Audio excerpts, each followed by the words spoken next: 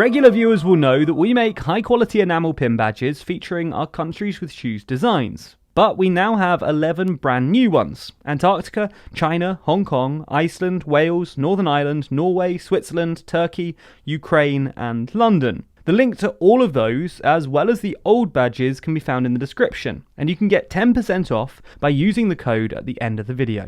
Royal families represent tradition, history and national values, but in some countries they also represent a modern political reality. That's right, in 5 countries around the world there are still royal families, monarchs, who hold absolute power. And in 39 more, there are monarchs with limited or virtually non-existent modern powers. So in this video, we'll explore that idea, discovering where these monarchs reside, how their power has slipped, and if there's a future for monarchies around the world in an age of democracy. It makes sense to start with the biggest, led by one of the most recognisable people in the world, Queen Elizabeth II. Yes, this is the British royal family, who rule over about 2 billion people. That obviously includes the United Kingdom, as well as a bunch of Commonwealth countries, like Antigua and Barbuda, Australia, the Bahamas, Barbados, Belize, Canada, Grenada, Jamaica, New Zealand, Papua New Guinea, St Kitts and Nevis, St Lucia, St Vincent and the Grenadines, the Solomon Islands and Tuvalu. This is clearly a huge dominant monarchy, the only one that rules over multiple nations, but it does so as a constitutional monarchy.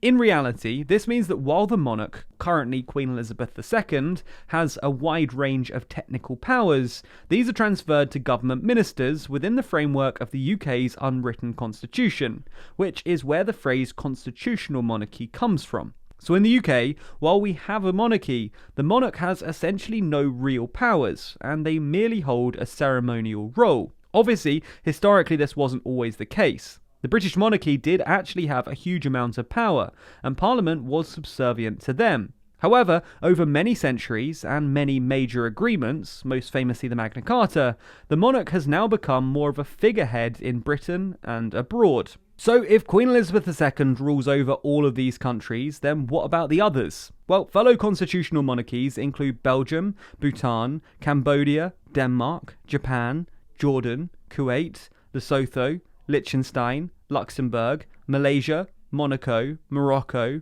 the Netherlands, Norway, Spain, Sweden, Thailand, Tonga, and in a very confusing situation, Andorra, which is ruled by joint sovereigns, co-prince Archbishop Joan Enric and co-prince Emmanuel Macron. Yep, the French president is kind of the monarch of another country. And we don't have time to discuss that in any more detail in this video, but comment below if you'd like a video explaining what's going on in Andorra.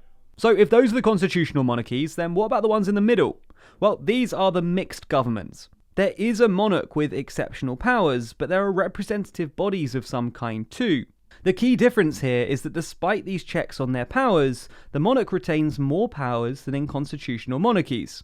The situations vary from state to state, but the mixed governments in question are in Bahrain, Qatar, and the United Arab Emirates, ruled by King Hamad bin Isa, Emir Tamim bin Hamad, and President Khalifa bin Zayed, respectively. That leaves these final countries, the ones ruled by absolute monarchies. This is probably what you imagine as a historical monarchy, and maybe you didn't realise these still existed, but these are countries where non-elected, hereditary leaders have absolute power over a country and their subjects. Unlike mixed and constitutional monarchies, they have complete powers over any and all representative bodies. Their power goes unchecked, and they can do as they please. These absolute monarchies can be found in Brunei, Eswatini, Oman, and Saudi Arabia. Also on that list, kind of, is the Vatican City, who don't have an absolute monarch exactly, but rather an absolute theocracy. As the Pope is a religious leader, the Vatican City doesn't quite fall into the absolute monarchy category. He is elected, albeit by a very small number of cardinals, and also isn't really a monarch. Hence the phrase absolute theocracy being used to describe the Vatican. Interestingly though, as the Vatican City doesn't have a democracy and is an absolute theocracy, it wouldn't meet the criteria for joining the EU. So if they ever wanted to join, they wouldn't actually be able to. So these are the 3 broad categories of monarchies, but they aren't static. Let's take the British monarchy once again.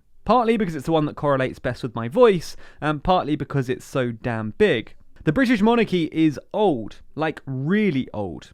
It started with King Ethelstan uniting the various kingdoms throughout England in around 1927. The king had absolute power, but gradually over time, this was whittled down, granting more and more power to the British Parliament. In effect, it went from an absolute monarchy to a constitutional monarchy. Recent years have also seen the family attempting to modernise and better relate to their public. This shift seems to have worked for the British royal family too. They've been able to navigate the past 100 years so successfully that the majority of Brits support their continued existence, with 43% of British people saying that they make Britain better and only 17% disagreeing. This actually tracks across most constitutional monarchies too. In Norway, 81% support the monarchy, as do 75% in Japan. In fact, all constitutional monarchies have positive approval ratings, except for Spain, likely due to recent royal scandals in the country. So it seems that constitutional monarchies are broadly pretty popular with those they rule over. But hold on a second, because we haven't fully looked at the Brits yet. Sure, the people of the United Kingdom are still fans, but what about the 15 other people that the Queen is the head of state for? Well, one of those on the list, Barbados, is removing the Queen as head of state at the end of this year, in line with the country's 55th anniversary. Similarly, there are movements in other countries to follow this lead, and New Zealanders seem somewhat keen. Polling currently shows that a majority support the monarchy, but a majority also say that the next monarch should be a New Zealander, not the next British monarch. Neighbouring Australia are slightly less sure about it, with a plurality supporting the monarchy.